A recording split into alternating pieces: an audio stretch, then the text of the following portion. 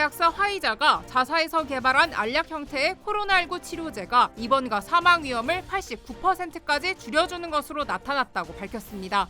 전문가들은 확산세를 억제하는 데 중요한 역할을 할 것으로 보고 있습니다. 미시시피주 등 11개 주 법무장관이 바이든 행정부가 대기업에 대해 코로나19 백신 접종을 의무화한 데 반발해 소송을 냈습니다. 소송을 주도한 에릭 슈밋 미주리주 법무장관 등은 정부의 백신 의무화가 불법적이고 현명하지 못하다고 주장했습니다. 스캇 고틀립 전 연방식품의약국 국장이 미국에서 내년 1월까지 팬데믹이 종료될 것이라고 전망했습니다. 그 이후에는 더 풍토병이 될 단계에 들어설 것이라고 예측했습니다. LA 한인타운의 한 노래방에서 화재가 발생해 소방국이 화재 원인을 조사하고 있습니다. 100여 명의 소방관이 진화 작업을 벌인 끝에 인명피해 없이 1시간 반 만에 불길이 잡혔습니다. 여러분 안녕하십니까? 제약사 화이자가 개발한 알약 형태의 코로나19 치료제가 입원과 사망률을 89% 줄여주는 것으로 나타났습니다. 연방정부가 치료제를 조만간 승인할 예정인데 코로나 확산세 둔화에 큰 역할을 할 것이란 기대가 커지고 있습니다. 김재영 기자의 보도입니다. 화이자가 알약 형태의 코로나 치료제를 개발했습니다. 화이자는 해당 알약으로 코로나 확진자 1,200여 명을 대상으로 임상시험을 실시했습니다. 시험 결과 증상이 시작된 뒤 나흘 안에 알약을 복용한 사람 가운데 0.8%만이 입원했고 사망자도 발생하지 않았습니다. 반면 위약을 복용한 환자 중에선 7%가 입원했고 10명이 숨졌습니다. 제약사 측은 해당 결과를 토대로 알약이 코로나 입원과 사망률을 89%까지 줄인 것으로 나타났다고 밝혔습니다. A pill developed by Pfizer that may dramatically reduce the risk of being hospitalized or dying when taken shortly after infection. And the therapy would be another tool in our toolbox to protect people from the worst outcomes of COVID. 이는 제약사 머크가 개발한 먹는 치료제의 효과를 뛰어넘는 것입니다. 앞서 머크는 전 세계 코로나 환자 800여 명을 대상으로 진행한 임상시험에서 해당 약으로 입원과 사망률을 절반 정도 감소시켰다고 발표했습니다. 영국은 이미 알약 치료제의 사용을 승인한 상태이며 연방식품의약국도 조만간 검토에 착수할 계획입니다. 화이자도 이르면 이번 추수감사절 연휴 전 긴급 사용 승인을 신청하기로 했습니다. We plan to submit as soon as possible. Hopefully we will submit before Thanksgiving. 화이자는 내년에 해당 알약 치료제 5억 용량을 생산할 수 있을 것이라고 내다본 가운데 미 정부는 긴급 사용 신청이 승인나는 대로 곧바로 사용이 가능토록 이미 치료제 수백만 용량을 확보해둔 상태입니다. 전문가들은 여전히 백신 접종을 거부하는 미국인이 상당수에 달하는 만큼 사용하기 쉽고 효과적인 이런 치료제가 팬데믹과 싸우는 과정에서 중요한 역할을 할 것이라고 말했습니다. MBC 뉴스 김재은입니다. 미국의 11개 주 법무장관이 연방정부의 코로나 백신 의무화 조치에 반발해 소송을 제기했습니다. 백신 접종 의무화에 대한 정치적 논쟁이 더욱 확산되고 있습니다. 홍지은 기자의 보도입니다. 미시시피주 등 11개 주의 법무장관들이 연방정부의 백신 접종 의무화에 반대해 소송을 제기했습니다. 에릭 슈밋 미주리주 법무장관 등 관계자들은 소장을 통해 바이든 행정부가 100인 이상 기업체에 대해 코로나19 백신 접종을 의무화한 조치는 반헌법적이며 불법적이고 현명하지 못하다고 주장했습니다. 이번 소송엔 미주리주 외에도 알래스카, 애리조나, 아칸소, 몬태나, 네브래스카, 뉴햄프셔 등 8개 주가 합류했으며 민주당 소속 톰 밀러 아이오와주 법무장관도 동참했습니다. 앞서 바이든 행정부는 연방정부 공무원과 연방정부와 계약을 맺은 100인 이상의 민간 사업장을 대상으로 백신 접종을 의무화했습니다. 이에 따라 공무원과 해당 기업들은 내년 1월 4일까지 백신 접종을 끝내야 합니다. 현재 연방정부의 백신 접종 의무화 대상은 8,400만 명이며 이 가운데 3,100만 명이 백신을 맞지 않은 것으로 추정됩니다. 한편 켄터키, 테네시, 오하이오주의 법무장관들도 어제 연방정부와 계약을 맺은 업체들을 상대로 백신 의무화 조치를 중단해달라는 소송을 제기했습니다. MBC 뉴스 홍지은입니다. 미국에서 코로나19 팬데믹이 내년 1월에 종식될 것이란 전망이 나왔습니다. 스캇 고틀립 전 연방식품의약국 국장은 바이든 행정부가 내년 1월 4일까지 백신 접종을 의무화하도록 한 조치로 인해 이번 팬데믹이 막바지에 다다를 것이라고 말했습니다. 고틀리 비서는 적어도 델타 변이 확산을 넘어선 후 미국에선 1월 4일까지 이번 팬데믹이 끝날 수 있다며 이후엔 더 풍토병이 될 단계에 들어설 것이라고 전망했습니다. 한편 뉴욕타임즈의 코로나19 추적 데이터에 따르면 미국에서 매일 7만 건의 신규 확진자가 발생하고 있으며 하루에 1,000명 이상이 코로나19로 사망하고 있는 것으로 집계됐습니다. LA 한인타운의 한 쇼핑센터에 위치한 노래방에서 화재가 발생했습니다. LA 소방국에 따르면 어젯밤 8시 15분쯤 버먼트 애비뉴에 있는 쇼핑몰 건물에서 화재가 발생했다는 신고가 접수됐습니다. 당시 현장엔 100여 명의 소방관이 투입된 가운데 한때 지붕이 붕괴하면서 진화에 어려움을 겪었지만 2시간여의 진화 작업 끝에 큰 인명피해 없이 불길을 잡았습니다. It was kind of odd because that business has been closed for a long time, and this plaza here has seen a couple odd fires over the years. 현재 당국은 화재 원인을 조사 중이지만 화재가 발생했을 당시 건물 안에 누가 있었는지 여부는 아직 확실치 않다고 설명했습니다. 하지만 목격자들은 최근 해당 쇼핑센터에서 무단 거주자들이 자주 보였다고 덧붙였습니다. 제36회 LA 마라톤이 오는 7일 LA 전역에서 개최됩니다. 올해 LA 마라톤엔 2만 5천여 명이 참가할 예정인 가운데 다저 스타디움에서 다운타운, 헐리우드, 웨스트 LA, 센츄리시티 등 LA 전역 총 26.2마일 구간에서 진행됩니다. 이로 인해 LA 마라톤이 진행되는 전 구간은 7일 새벽부터 통제될 예정입니다. 한편 이번 대회의 모든 참가자들은 대회 도중 마스크 착용이 요구되지 않지만 코로나19 음성 증명서를 의무적으로 제출해야 합니다. 이번 주말 열리는 LA 마라톤엔 한인들도 다수 참가할 예정입니다. 마라톤 완주의 성공에 장기간 이어진 팬데믹으로 지쳐있는 한인 사회에 희망의 메시지를 전달하겠다는 각오입니다. 홍지은 기자의 보도입니다. We are KART. Yes, I can. Yes, we can. 어두운 새벽, 힘찬 구호로 달리기를 시작합니다. 고등학생부터 성인까지 다양한 연령대로 구성된 남가주 한인 마라톤 동호회 카트는 오는 7일 열리는 LA 마라톤을 앞두고 본격적인 훈련에 돌입했습니다.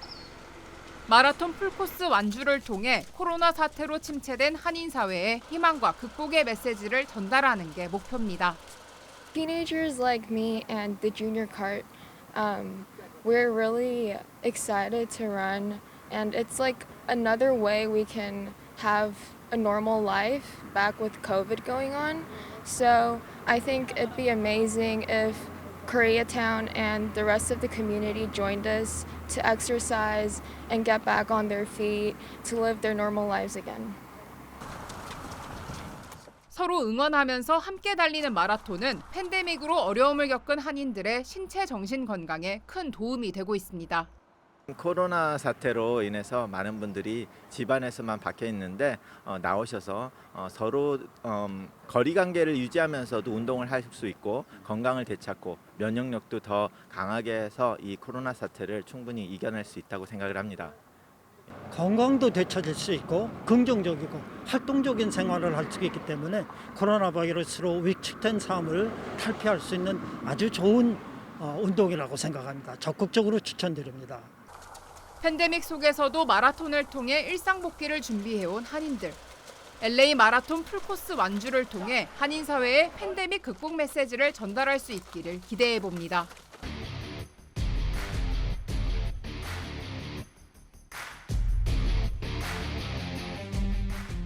코로나 바이러스 극복합시다. 화이팅! MBC 뉴스 홍지은입니다. 스웨덴 가구업체 아이키아의 글로벌 공급망 붕괴가 내년까지 계속될 것으로 전망됐습니다. 아이키아 측은 운송비와 원자재 가격 인상과 공급망 문제 등으로 내년 가격 인상이 불가피할 것으로 예상된다며 고객들에게 더 많은 요금 부담이 더해질 것이라고 밝혔습니다. 파이낸셜 타임스에 따르면 아이키아의 모 회사인 인터 아이키아 그룹의 올해 회계연도 순이익은 160억 달러로 지난 회계연도보다 16% 감소했습니다. 한편 대부분의 기업이 공급망 문제로 대책 마련에 고심하고 있는 가운데 오레오 쿠키로 유명한 제과업체 몬델리즈 인터내셔널은 내년 1월부터 일부 제품 가격을 6%에서 7% 인상한다고 발표했습니다. 유명 휴양지 멕시코 칸쿤에서 대낮에 마약 조직의 충돌로 인한 총격이 발생해 최소 2명이 숨졌습니다. 멕시코 동부 킨타나로주 검찰은 칸쿤의 고급 리조트 인근에서 라이벌 사이인 것으로 추정되는 마약 조직 간의 충돌로 인해 총격이 벌어져 조직원 2명이 숨졌다고 밝혔습니다. 이외에도 미국 관광객 4명이 부상을 당했으며 이 중 1명은 현재 병원에서 치료를 받고 있는 것으로 전해졌습니다. 앞서 지난달엔 칸쿤 남쪽의 휴양지 툴룸에서 마약상들 간의 총격이 일어나 외국인 관광객 2명이 숨졌습니다. 아이다호주에서 43년 만에 처음으로 박쥐에 물린 남성이 광견병에 걸려 숨졌습니다. 아이다호주 보건국에 따르면 지난 8월 보이즈 카운티에 거주하는 한 남성은 거주지에서 박쥐를 발견한 뒤 2달 뒤에 광견병으로 쓰러져 보이즈 병원에서 사망했습니다. 남성이 박쥐에 물렸다는 사실은 보건당국이 실험실 테스트 후 광견병을 진단한 후에야 확인된 것으로 전해졌습니다. 연방당국은 광견병은 이 병에 걸린 동물이 물거나 긁을 때 사람과 반려동물에게 퍼질 수 있고 바이러스가 중추신경계에 영향을 미치기 때문에 치료를 제때 받지 않으면 사망에 이를 수 있다고 설명했습니다. 보건당국은 박쥐의 이빨이 작아 물린 사실을 모르거나 물린 자국을 확인하기 어려울 수 있다며 박쥐를 발견하거나 접촉한 사람들은 광견병 검사를 받을 수 있도록 박쥐를 포획할 것을 조언했습니다. 올해 미국에서 가장 인기 있는 아기 이름으로 여자아이는 올리비아, 남자아이는 리암이 각각 꼽혔습니다. 아기 이름 트렌드를 분석해온 베이비 센터의 올해 인기 있는 아기 이름 순위에 따르면 11년 연속 1위를 차지한 소피아를 제치고 올리비아가 가장 인기 있는 여자 아기 이름으로 조사됐습니다. 남자 아기 이름 1위는 3년 연속 리암이 선정됐습니다. 베이비 센터 측은 올해 아기 이름 장명 트렌드는 핀리, 테이텀과 같은 남녀 공용으로 사용할 수 있는 성중립적, 그리고 윌로우, 아이비, 세이지 등 자연에서 영감을 받은 이름들이라고 덧붙였습니다. 이외에 인기 있는 여자 아기 이름은 엠마, 아멜리아로 나타났고 남자 아기 이름은 노아, 올리버 등이 순위에 올랐습니다.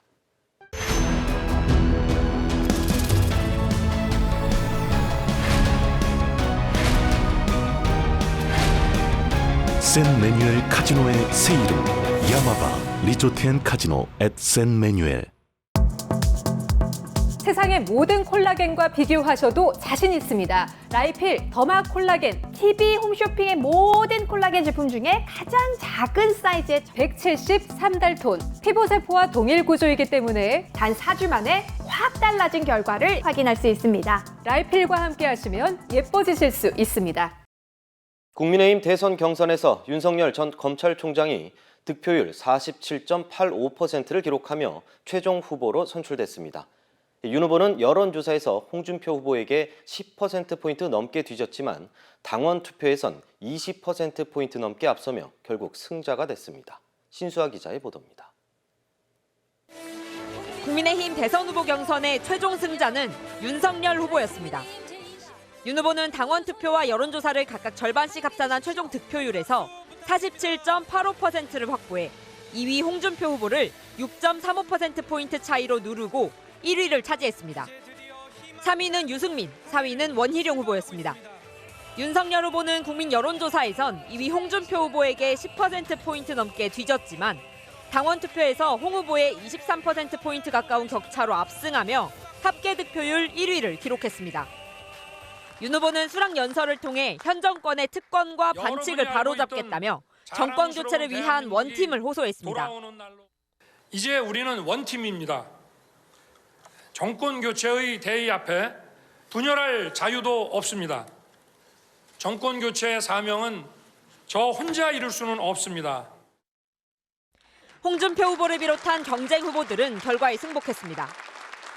그러면서도 홍 후보는 이후 자신의 SNS에 민심과 거꾸로 간 당심이라며 이번 대선에서의 역할은 여기까지라고 말해 여운을 남기기도 했습니다. 지난 3월 검찰총장직에서 사퇴한 지 8개월 만에 제1야당 대선 후보 자리를 차지한 윤석열 후보는 이제 민주당 이재명 후보와의 본격적 경쟁에 돌입합니다. MBC 뉴스 신수아입니다. 윤 후보는 정치에 입문한 지 넉 달, 입당한 지 석 달 만에 제1야당의 대선 후보가 됐습니다. 정치 신인이지만 빠르게 당원들의 지지를 이끌어낸 덕입니다. 하지만 잦은 실언, 또 고발 사주 의혹, 가족들 수사와 재판까지 대선까지 과제가 적지 않습니다. 이기주 기자입니다. 윤석열 후보의 당원 득표율은 57.77%.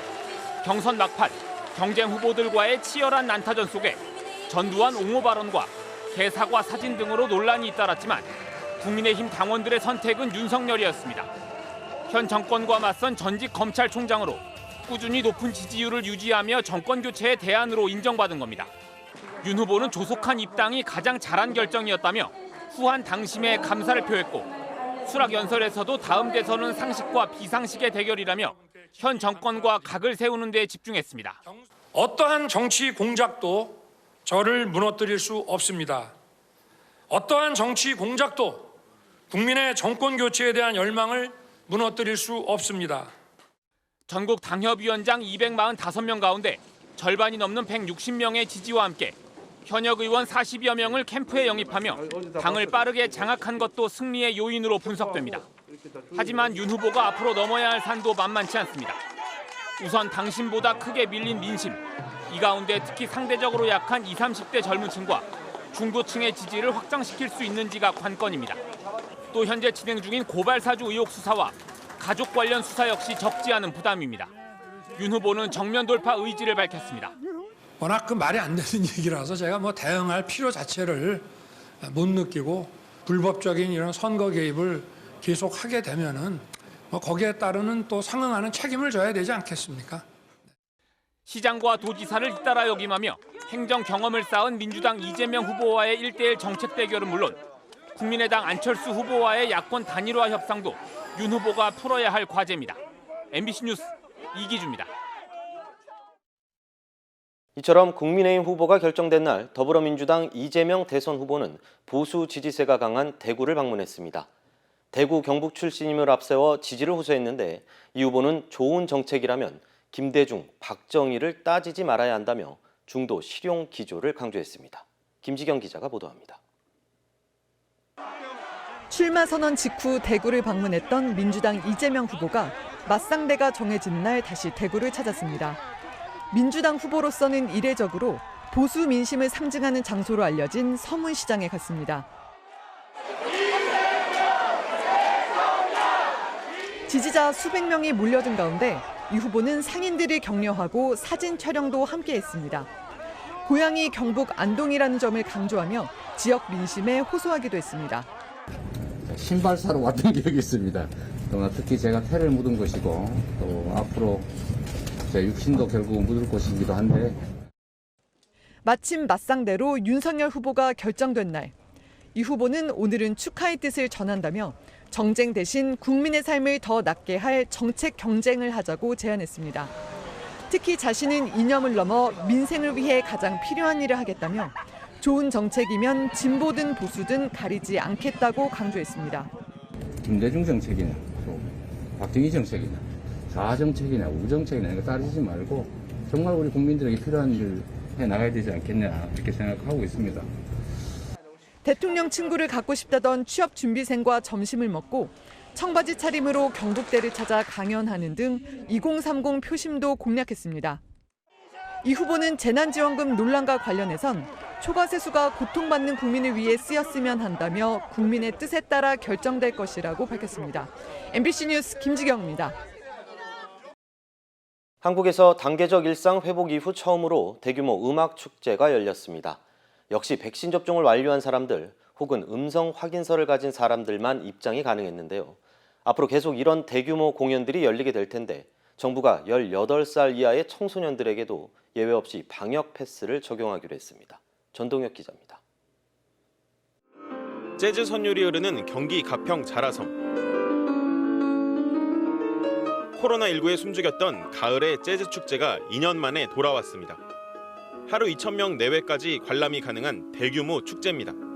일상회복 1차 개편안의 허용 기준인 499명을 넘겨서 진행하는 만큼 방역 패스도 더욱 강화돼 적용됐습니다. 현재 방역 패스 기준에서는 접종을 완료하지 않았더라도 만 18세 미만이나 완치자, 접종 불가자는 입장이 가능했지만 이번 축제는 접종 완료자가 아니면 예외 없이 모두 48시간 이내 PCR 음성 확인서를 제출해야 들어갈 수 있습니다. 입장객도 방역 수칙을 엄격히 지켜야 합니다. 아무데나 앉으면 내 자리였던 관객석은 지정 좌석제가 됐고 술은 반입 금지, 음식물 취식도 별도의 공간에서만 가능합니다. 마스크를 반드시 써야 하고 곡이 끝날 때마다 들리던 환호와 함성도 박수 소리로 대체됐습니다. 정부는 특히 18세 이하 청소년들이 500명 이상 입장 가능한 대규모 공연장에 들어갈 때 반드시 접종 완료 증명서나 음성 확인서를 받도록 하겠다고 밝혔습니다. 미접종자에 대한 차별 논란을 고려해 18세 미만 청소년은 방역 패스 적용 대상에서 제외했지만 공연장은 감염 위험이 큰 만큼 예외로 하겠다는 겁니다. MBC 뉴스 전동혁입니다.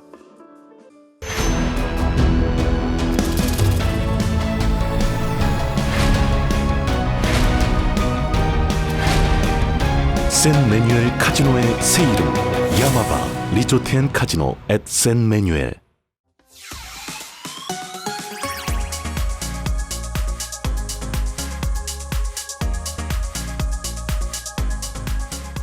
화제의 경제 뉴스를 빠르게 전달해드리는 신선한 경제 시간입니다. 자녀가 없는 신혼부부나 소득이 높은 맞벌이 가구 등 청약 사각지대에 놓인 사람들에게 기회가 열릴 것으로 보입니다. 국토교통부의 생애 최초 신혼부부 주택 특별공급 운용지침 개정안이 행정 예고 중인데요. 이에 따라 오는 15일부터 신혼부부와 생애 최초 민간 특공 물량의 30%가 추첨으로 공급되고요. 1인 가구와 자녀가 없는 신혼부부, 3인 가구 기준 월소득이 965만 원을 넘는 고소득 맞벌이 가구에도 청약 기회가 돌아갑니다. 지난해 기준으로 보면 민영주택의 신혼부부 생애 최초 특공 물량은 6만 호 정도로 30% 추첨제 물량은 약 18,000 가구에 해당하는데요. 기존의 신혼부부 생애 최초 특공 대상자에게 70%를 우선 공급할 계획이고요. 남은 물량 30%를 이번에 새로 편입된 그룹과 우선 공급 탈락자를 대상으로 한 번 더 추첨하는 방식으로 진행할 예정이라고 합니다. 다만 민영주택에만 적용이 되고요. 생애 최초 특공에 청약하는 1인 가구는 전용 면적 60제곱미터 이하인 주택에만 청약을 할 수 있다고 합니다. 지역 농협이나 신협, 새마을금고 통장에 찾지 않은 돈은 없는지 확인해 보시기 바랍니다. 금융위원회 등이 상호금융통장에 대해 잠자는 숨은 자산 찾기 캠페인을 다음 달 24일까지 진행한다고 합니다. 지난 6월 말 기준으로 지역 농협이나 신협, 수협, 산림조합, 새마을금고의 휴면 장기 미거래 예적금은 약 1조 6천억 원으로 미지급 출자금과 배당금은 2,500억 원 규모라는데요. 있는지 몰라서 고객이 찾지 않는 돈도 상당히 있을 것으로 보입니다. 계좌정보 통합관리 서비스 어카운트 인포나 금융소비자 포털 자산조회를 통해 숨은 자산을 쉽게 확인할 수 있는데요. 예적금에 들어있는 돈은 해당 조합의 영업점에 방문하거나 인터넷 뱅킹으로 찾을 수 있고요. 50만 원 이하인 예적금과 1,000만 원 이하 미지급 출자금 배당금은 어카운트 포인트 앱을 통해 다른 계좌로 이체하거나 해지, 기부하는 게 가능하다고 합니다. 렌터카를 빌린 운전자는 법적으로 대리운전 서비스를 이용할 수 없었는데요. 앞으로는 가능해집니다. 기존 자동차 대여 표준 약관에는 임대차 계약서상 운전자 이외에 제3자가 운전하는 것이 금지돼 있는데요. 공정거래위원회가 표준 약관을 개정하면서 앞으로 렌터카를 빌린 운전자도 술에 취하거나 다쳐서 직접 운전할 수 없을 때에는 대리운전을 부를 수 있게 됩니다. 또 고객 귀책 사유로 사고가 나면 실제 발생한 수리비까지만 자기 부담금을 내면 되고요. 회사가 차량을 수리하는 경우에는 고객이 요청하면 수리 내역 증빙 자료를 보여줘야 합니다. 물론 회사도 고객이 차량을 수리한 경우 정비 내역 제출을 요구할 수 있고요. 렌터카를 받기 전에는 점검이 충실히 이루어질 수 있도록 점검표도 표준 약관에 추가됩니다. 공유 전동 킥보드 이용자가 늘면서 관련 사고도 급증하고 있는데요. 사고가 났을 때 보험을 통한 피해 보상이 더 수월해진다고 합니다. 전동 킥보드 등 개인형 이동수단을 빌려주는 대여업체는 각각 다른 보험 상품에 가입돼 있고 업체나 보험마다 보상 금액과 범위가 달라서 사고가 나도 적정 수준의 보상이 어려운 경우가 많았는데요. 특히 기기 결함 때문이 아니라 이용자의 부주의로 사고가 나면 피해를 당한 보행자에게 배상을 해주는 게 쉽지 않았습니다. 다행히 이번에 개인형 이동수단 대여업체들이 가입하는 보험 표준안이 마련되면서 보험자와 같은 제3자도 보험으로 피해 보상을 받을 수 있게 됐는데요. 이용자 잘못으로 사고가 나도 대인 4천만 원, 대물 1,000만 원 이하의 피해 금액에 대해 보상이 가능해진다고 합니다. 또한 운전면허 확인 절차도 강화되는데요. 자동차 운전 자격을 실시간 조회하는 도로교통공단의 운전면허 자동 검증 시스템이 공유 전동 킥보드에도 도입될 예정이라고 합니다. 지금까지 신선한 경제였습니다. 세상의 모든 콜라겐과 비교하셔도 자신 있습니다. 라이필 더마 콜라겐 TV 홈쇼핑의 모든 콜라겐 제품 중에 가장 작은 사이즈의 173달톤. 피부세포와 동일 구조이기 때문에 단 4주 만에 확 달라진 결과를 확인할 수 있습니다. 라이필과 함께 하시면 예뻐지실 수 있습니다.